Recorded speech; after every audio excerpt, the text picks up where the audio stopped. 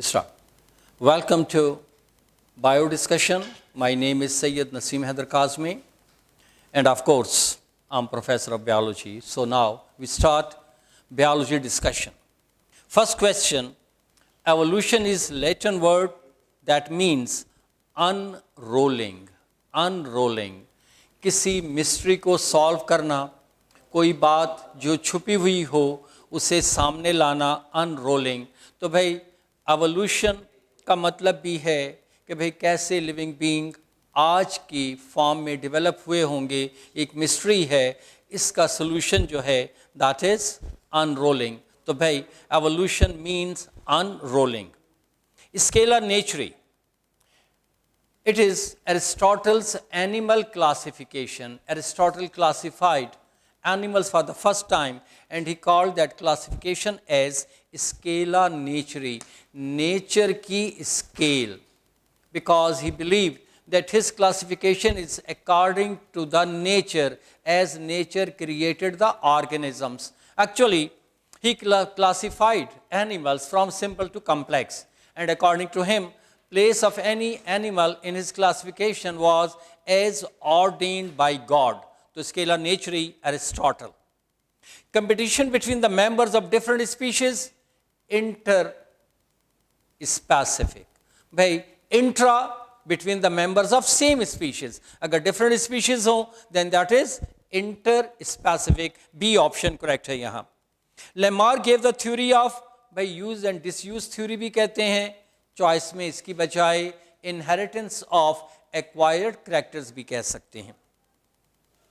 Then 14th, which of the following is not a vestigial organ. तो भाई इस तरह का भी क्वेश्चन आ सकता है कि 3 वेस्टिजियल ऑर्गन्स हों और चौथा नॉन. तो यहां पर नी मसल्स फंक्शनल पार्ट्स हैं. These are not vestigial. Vestigial which were functional in the past, but now they are just on the verge of extinction. तो भाई यहाँ पर अहम बात है अपेंडिक्स, कॉक्सिक, निक्रिटेटिंग मेम्ब्रेन. आपको पता हो ये तीनों वेस्टिजियल ऑर्गन हैं. एग्जाम में भाई इनमें से कोई एक चॉइस में हो सकता है, बाकी 3 नॉन वेस्टिजियल हो सकते हैं.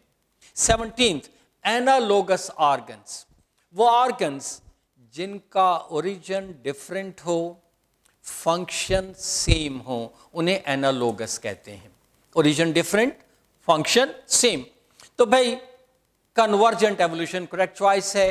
भाई हम कहते हैं ये जीरोफाइट्स हैं. भाई जो जीरोफाइट्स हैं, रस्कस भी हो सकता है, कैलाट्रोपस भी हो सकता है, ओपनशिया भी, डिफरेंट काइंड ऑफ प्लांट्स हैं. लेकिन क्योंकि सब एक हैबिटाट में आ गए, एक क्लाइमेटिक कंडीशन में आ गए, सब ने एक जैसे करेक्टर डेवलप कर लिए, दिस इज कन्वर्जेंट. जबकि एंसेस्टर डिफरेंट लेकिन डिसेंडेंट वन. तो भाई यहां पर आएगा कन्वर्जेंट. 18th, भाई हार्डी वेनबर्ग, इस पर क्वेश्चन अमूमन आते हैं. भाई डोमिनेंट एलील से टी है भाई 60%, तो रिसेसिव कितना हो जाएगा 40%. डेसिमल में लाएं तो 0.6 और 0.4 हो जाएंगे. चेकर बोर्ड बनाएं,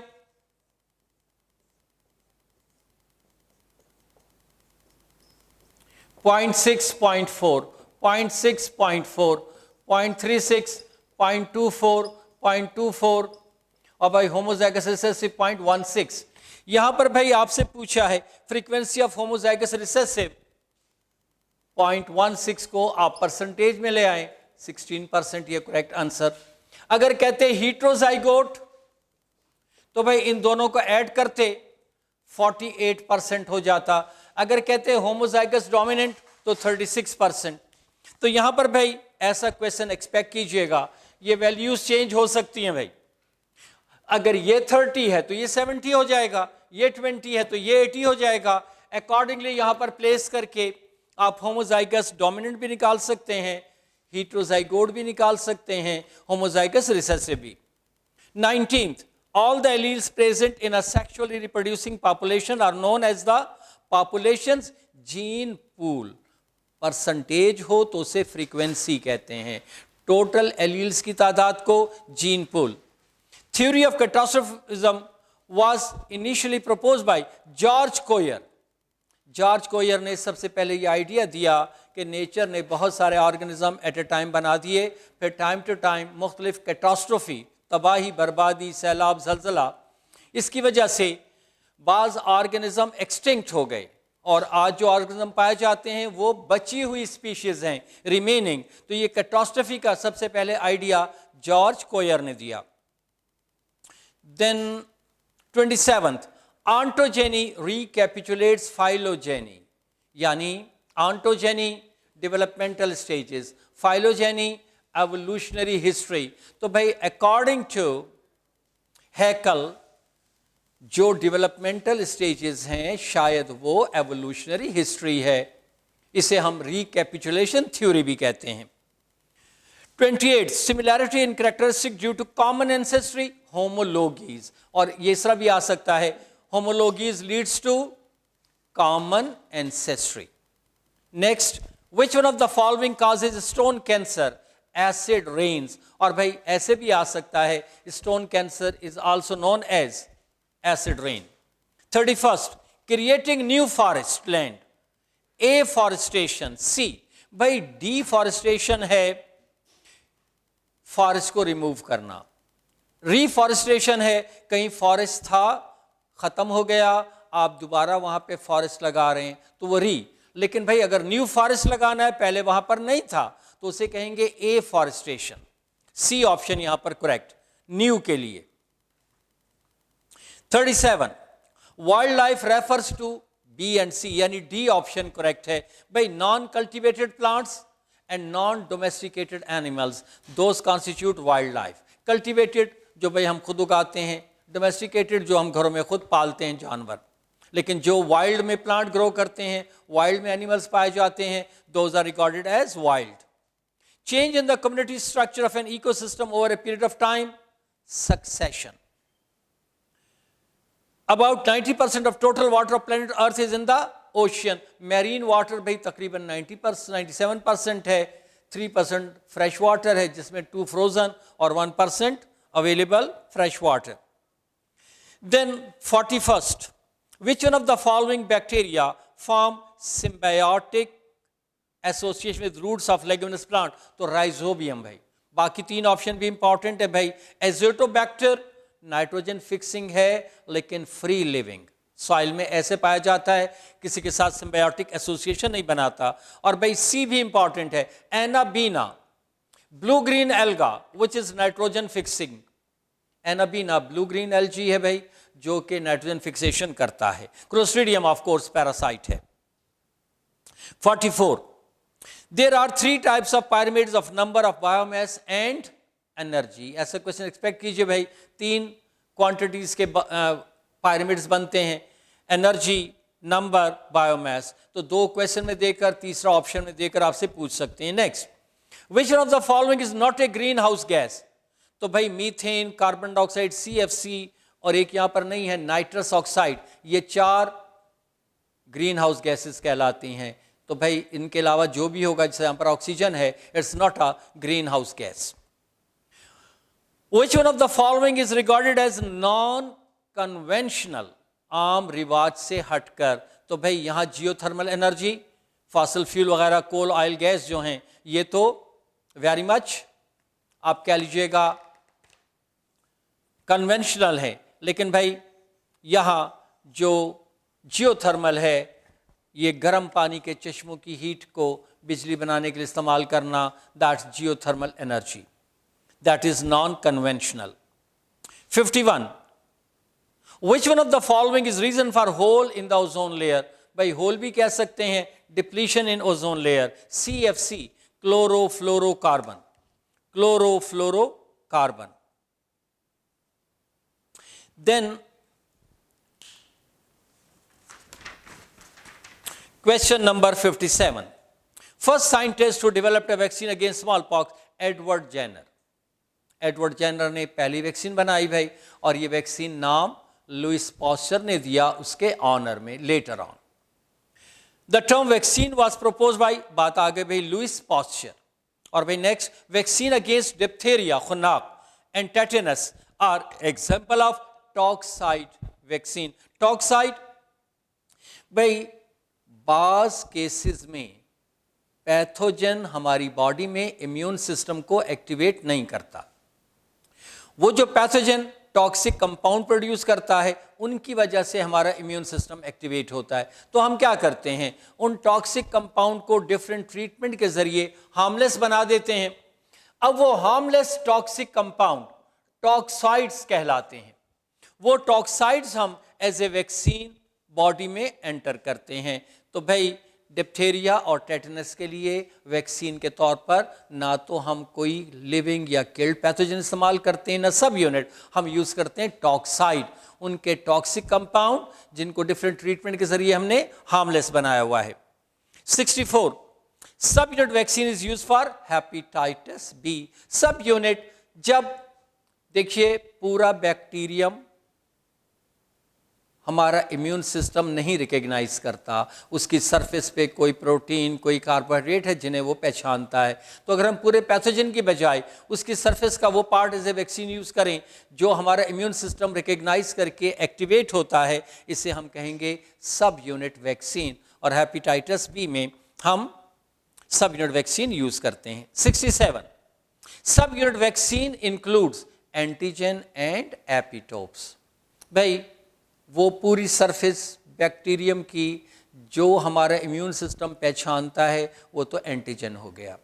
बाज़ औक़ात इस एंटीजन में भी कोई ख़ास शुगर या प्रोटीन है जो बस इसी पैथोजन का करैक्टर है, उसे कहते हैं एपिटोप। मैं उन मिसाल दिया करता हूँ भाई, चेहरा हमारी पहचान है, इस चेहरे ही को देखकर हमारा दुश्मन एक्टिवेट होगा, तो ये चेहरा एक लिहाज से हमारे अपोनेंट के लिए एंटीजन है।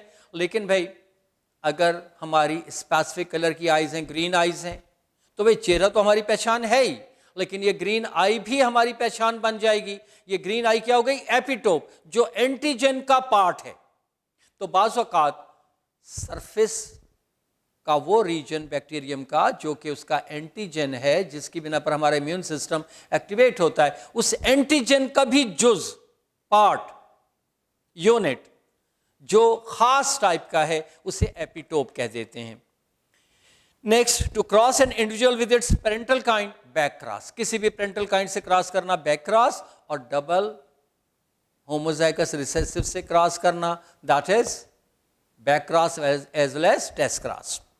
Study of proper utilisation of economically important domesticated animal, live stock management. भाई सिर्फ एनिमल्स का ख्याल रखना हो, चाहे वो घर में हो या जंगल में हो, तो वो तो है ये एनिमल हस्बेंड्री। लेकिन अगर हम सिर्फ उन एनिमल्स का ख्याल रखें जो हम पालते हैं ताकि उनसे हम मैक्सिमम बेनिफिट हासिल करें, तो इसे कहेंगे live stock management. 71 bacteria which convert nitrates to nitrogen gas, Pseudomonas, denitrifying bacteria, दूसरे लफ्जों में जो नाइट्रेट्स को फिर से नाइट्रोजन में कन्वर्ट कर देता है। नाइट्रोजन साइकिल में आपको मिल जाएगा भाई ये। 74 in mitochondrion DNA AGA codes for, ये भाई कोड्स फॉर था, डबल हो गया, स्टॉप कोडान। भाई एजीए हम में आर्गेनिन का कोड है, हम में, लेकिन माइटोकॉन्ड्रिया में it is for stop codon. और भाई याद हो कि हम में जो स्टॉप कोडान यूजीए है वो माइटोकॉन्ड्रियन में ट्रिप्टोफैन के लिए है। तो भाई ऐसे तो कोडान्स जो हैं वो यूनिवर्सल हैं, लेकिन हमारे और माइटोकॉन्ड्रियन कोडान में बाज़ जगह डिफरेंस है, जिसमें एक ये भी डिफरेंस है कि एजीए हम में आर्गेनिन के लिए है, लेकिन माइटोकॉन्ड्रिया में ये स्टॉप कोडान है। Next, the enzyme that transcribes DNA from RNA, reverse transcriptase, जो ट्रांसक्रिप्शन करता है डीएनए से आरएनए बनाता है ट्रांसक्रिप्टेज, जो आरएनए से डीएनए बनाएगा रिवर्स ट्रांसक्रिप्टेज। आपने एचआईवी में पढ़ा होगा। The plant succession starting on the bare rock, xerosere, shallow water, hydrosere. और भाई जहां नॉर्मल सप्लाई वाटर हो वहां अगर प्लांटेशन स्टार्ट हो देन दैट इज मीजोसेयर। देन 81 the first source of soil nitrates is the decomposition of organic nitrogen compound which occur in two steps, ammonification and nitrification। पहले भाई अमोनिफिकेशन, जो amino acid हैं वो अमोनिया में convert होते हैं, फिर नाइट्रीफाइंग बैक्टीरिया जो हैं वो अमोनिया को नाइट्रेट्स में कन्वर्ट करते हैं। तो सेकंड स्टेप क्या है, नाइट्रिफिकेशन। ये भाई नाइट्रिफिकेशन है, अगर यहाँ पे मिसप्रिंट है तो आप ठीक कर लीजिए। 82, the transfer of food energy from the source in plants through a series of organisms which repeated stage of eating and being eaten, food chain. To eat and to be eaten, that is food chain. Or then the idea that embryological development repeats the developmental history of species, अभी हमने पढ़ा ontogeny, recapitulates phylogeny, वही बात है, called recapitulation theory. इसे biogenetic law भी कहते हैं, इसी आइडिया को बायोजेनेटिक लॉ भी कहते हैं, इसी को रिकैपिचुलेशन थ्योरी भी कहते हैं। 87, according to endosymbiont hypothesis, the aerobic bacteria developed into mitochondria, कि भाई माइटोकॉन्ड्रिया किसी बड़े प्रोकैरियोट ने इनगल्फ किया, उसे हजम नहीं कर सका, उसके साथ सिम्बायोटिक एसोसिएशन बना ली, इस तरह भाई double membrane bounded organelle develop हो गया, माइटोकॉन्ड्रियन बन गया। 91, natural selection can amplify or diminish, amplify, multiply, diminish, खत्म कर देना, रिड्यूस कर देना, only those variation that are heritable. अगर भाई कोई वेरिएशन नस्ल दर नस्ल आगे ट्रांसमिट होगी तो उसमें मॉडिफिकेशन पॉसिबल होगी, तो यहां heritable. Next, the most common form of speciation allopatric, एक ही स्पीशीज के मेम्ब्रान का डिफरेंट एनवायरमेंट्स में शिफ्ट हो जाना और फिर according to their environments climatic condition modify हो जाना, जिसे हम डाइवर्जेंट एवोल्यूशन भी कह सकते हैं, वो allopatric most common form of evolution. Sympatric भाई रिप्रोडक्टिव आइसोलेशन, और रिप्रोडक्टिव आइसोलेशन की वजह पॉलीपोलाइडी, और भाई पैरापैट्रिक वेरी रेयर, यहां पर भी रिप्रोडक्टिव आइसोलेशन, यहां पर लेकिन रीजन क्या है, डिफरेंट क्लाइमेटिक कंडीशन, इसलिए भाई जो इंडिविजुअल हैं वो आपस में क्रॉस नहीं हो सकते। द रेट ऑफ एब्जॉर्प्शन भाई ये 93 जो है, इसमें याद रखें प्लांट जितनी एनर्जी एब्जॉर्ब करते हैं उसका 1% कंज्यूम होता है फोटोसिंथेसिस में, और भाई हर लेवल पर फिर सिर्फ उसका 10% आगे ट्रांसमिट होता है। तो भाई यहाँ पे टोटल एनर्जी थी 6300, भाई जब उसका 1% लेंगे तो वो हो गया भाई 63, तो भाई प्लांट्स ने जो एनर्जी अपने में स्टोर की वो 63 किलो जाउल, और भाई उससे जो पहले कह लीजिए का कंज्यूमर को गई वो 6.3 हो गया भाई उसका 10%, और जो सेकंड को जाएगी 0.63, यहां पर correct answer C option 0.63 kilo joule per minute per day, then per metre per day, sorry per metre per day. Then 97, in most ecosystems the greatest amount of energy flows through the herbivore, ऐसे भाई याद रहे maximum energy गुजरती है producer से, producers पर कौन feed करता है भाई प्लांट्स पर, हर्बीवोर, तो प्रोड्यूसर के बाद जो एनर्जी ज्यादा होगी वो हर्बीवोर में, हर्बीवोर के बाद कार्निवोर में, तो यहां पर herbivore. 101, the primer used in PCR has a sequence of 20 bases. The process of binding of primer to the denatured DNA strand is called annealing. denatured जब DNA की दो स्ट्रैंड्स अलहदा हो जाएं तो PCR में प्राइमर उनके साथ अटैच होता है भाई, कौन से टेम्परेचर पर, 54 डिग्री सेंटीग्रेड पर, ये भी शायद आगे बात आ जाए, लेकिन आपको पता हो कि प्राइमर 54 पर, पॉलीमराइजेशन 72 पर, डीनेचरिंग 94 डिग्री सेंटीग्रेड पर। अच्छा भाई यहां पर 103 भाई ये पार्ट था, part of plant use for tissue culture x plant, क्योंकि भाई वो पार्ट कभी प्लांट का हिस्सा था, एक्स प्लांट। और भाई 104, the artificial active immunity is achieved by infecting small amount of antigen called vaccine. Vaccine क्या है भाई, एंटीजन है जो हमारे इम्यून सिस्टम को एक्टिवेट करता है।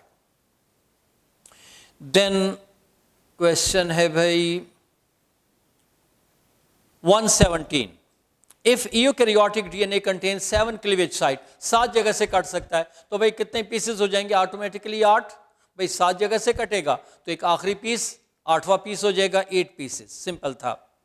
विच of the following is an example of vestigial structure, urostyle, human का जो कॉक्सिक रीजन है यहां पर इसलिए दिया, उसका दूसरा नाम जहां स्पाइनल कॉर्ड आपकी बुक में है वहां इसे यूरोस्टाइल कहा है।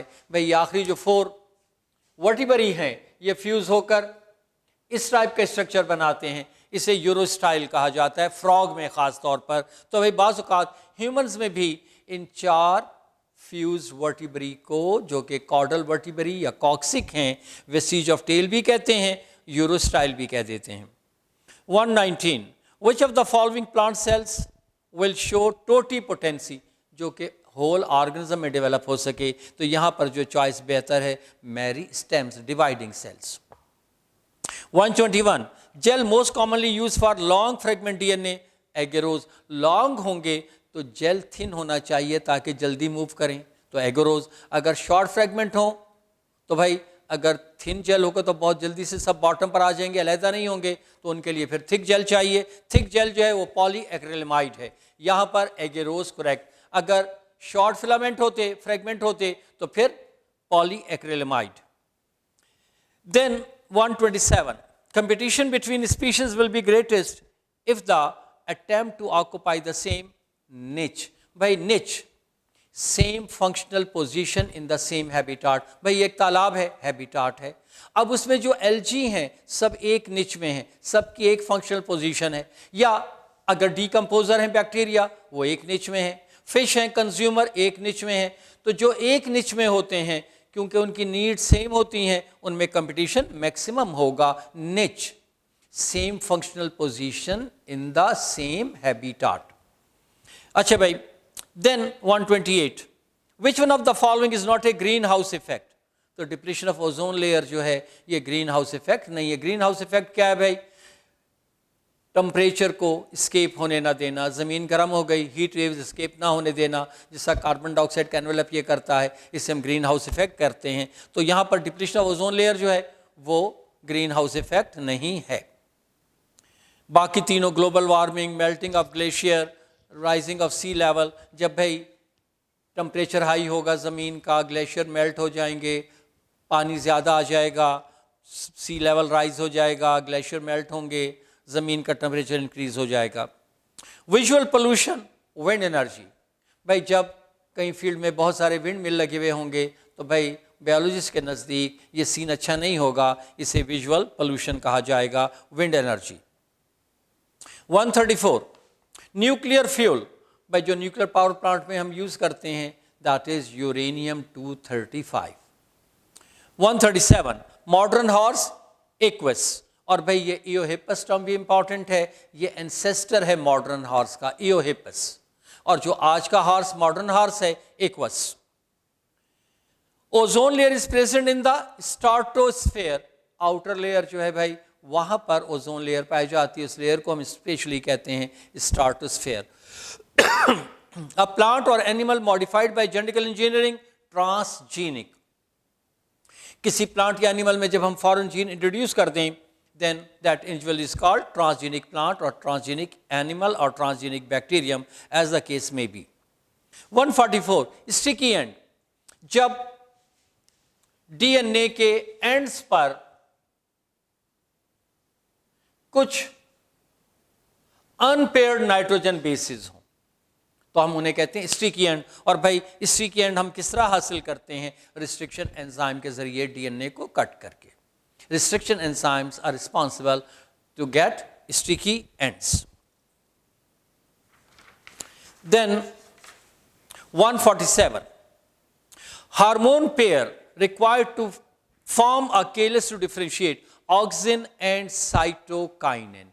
Auxin root formation में involve है, cytokinin shoot formation में। 148, a method used to detect a particular DNA sequence within a mixture of many DNA fragment। तो भाई प्रॉब्स यूज़ करते हैं, और क्योंकि ये मेथड सदरन ब्लॉटिंग ने यूज़ किया, इस मेथड को हम कह देते हैं सदरन ब्लॉटिंग। ये है भाई प्रॉब्स के ज़रिए स्मॉल फ्रेगमेंट्स ऑफ DNA या RNA के ज़रिए अपना रिक्वायर्ड सीक्वेंस मालूम करना, सदरन के नाम पर southern blotting. 149, the causes of green house effect are, ये भाई all of these. Over urbanisation, भाई अगर हम जंगलात काट दें और सब जगह शहर बसा दें, डिफॉरेस्टेशन, जंगल काट दें, इंडस्ट्रीज़ बना दें, तो भाई इसका नतीजा क्या होगा?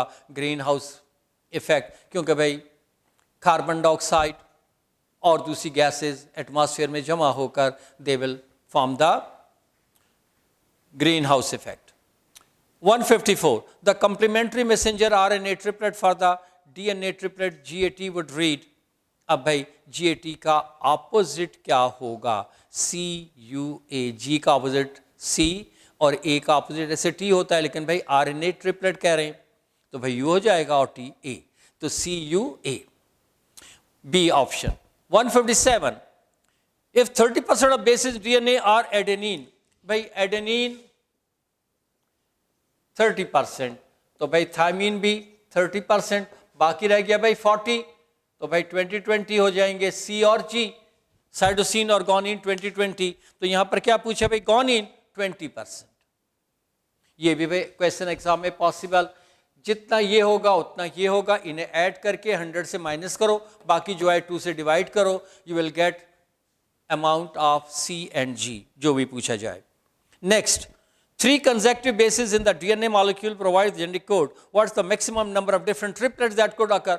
तो भाई 4⁻³ ये फार्मूला है भाई, 64. तो पॉसिबल ट्रिपलेट 64. ये और बात है कि इनमें से 61 जो हैं वो कोड्स फॉर अमाइनो एसिड हैं, 3 जो हैं UAA, UAG, UGA, उन्हें हम स्टॉप कोडॉन कहते हैं. 159. Pick up the thickest layer in the wall of uterus. तो भाई मायोमेट्रियम इनर मोस्ट जो है वही वॉल साइकिल में मिनिस्ट्रल स्टेज पे थिक होने के बाद ब्रेक डाउन होती है. 164. Osteopenia start. बोन का कमज़ोर होना, बोन का अपने मिनरल्स लूज करना स्टार्ट ऑस्टियोपीनिया. और भाई जब मैक्सिमम लूज हो जाए तो उसे ऑस्टियोपोरोसिस कहते हैं. तो भाई ये ऑस्टियोपीनिया कब स्टार्ट होता है? जैसे लेट स्टेज में 30 to 45 years. 30 to 45 start osteopenia start. 167. It's often called the birth canal vagina. Uterus में अटैच होता है, वेजाइना के थ्रू बेबी बाहर पास आउट होता है, इसे बर्थ कैनाल कह देते हैं. 168. Loose collection of cell that form a berry shaped cluster of 16 or more cell, marula. Solid ball of cells during development is called marula. Next, the epithelial lining of the respiratory system is formed by endoderm. ये जो 3 germinal layer हैं, ecto से nervous system बनता है, meso से muscles, vascular system वगैरह, और जो एंडोडर्म है उसने ये इनरमोस्ट लाइनिंग बनानी है. 174. To the end of dash the embryo can be called. भाई फीटस कहते हैं जब रूडिमेंट ऑफ ऑर्गन बन जाए या एम्ब्रियो 8 हफ्ते का हो जाए, तो ऑटोमेटिकली अब चॉइस के लिहाज से फर्स्ट ट्राइमेस्टर 3 मंथ का होता है, तो ऑटोमेटिकली इसमें 8 वीक गुजर गए, तो यहां पर बेटर चॉइस क्या है? At the end of first trimester. 177. It is commonly called a German measle. A German measle rubella. ये भाई प्री नेटल प्रॉब्लम है, बेबी अभी पैदा नहीं हुआ लेकिन वो इस मीजल, इस खतरे का शिकार हो सकता है. Postnatal differential growth is called allometric. भाई आप पढ़ते हैं कि सेकंड ट्राइमेस्टर में हेड जो है वो रैपिडली एनलार्ज हो जाता है, पूरी बॉडी के हाफ साइज का हो जाता है. तो बर्थ के बाद अब बॉडी के सारे पार्ट सेम रेट से ग्रो नहीं करेंगे, हेड ज़रा स्लो ग्रो करेगा, लिम्स वगैरह जो हैं, ट्रंक, वो ज़रा रैपिड ग्रो करेगी, राइट, ताकि बॉडी एक सिमेट्री इख्तियार कर ले. तो इसे कहते हैं एलोमेट्रिक डिफरेंशियल ग्रोथ, जब हर पार्ट सेम रेट से ग्रो ना करे. It connects the embryo to placenta umbilical cord. इसमें याद रहे 2 आर्टरीज होती हैं, एक वेन और बाकी muscle, umbilical cord. 181. Which is not a sign of ageing. तो बॉडी इम्यूनिटी का बढ़ना भाई ये एजिंग का साइन नहीं है, एजिंग में इम्यूनिटी भी कम हो जाती है. बाकी डिमेंशिया, पुअर डाइजेशन, पिगमेंट का loss, that is sign of ageing. 187.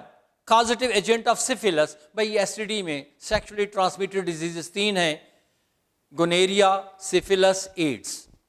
Gonorrhoea Neisseria cause करता है, सिफिलिस ट्रिपोनीमा बैक्टीरियम है भाई, और एड्स जो है दैट इज वायरल डिजीज. तो यहां पर भाई causative agent of syphilis bacterium. Muscle develop from mesoderm. Mesoderm से भाई स्केलेटल सिस्टम भी बनता है, मसल भी बनते हैं और वेस्कुलर सिस्टम भी. और भाई बात का हार्ट के बारे में आ जाते हैं, दिल जो है मीजोडर्मल इन ओरिजिन है. The developing embryo is protected from physical trauma by amniotic fluid. पहला protective coat of embryo amnion कहलाता है, कैविटी एमनाइटिक कैविटी, इसमें फ्लूइड होता है एमनाइटिक फ्लूइड जो शॉक एब्जॉर्बर भी है।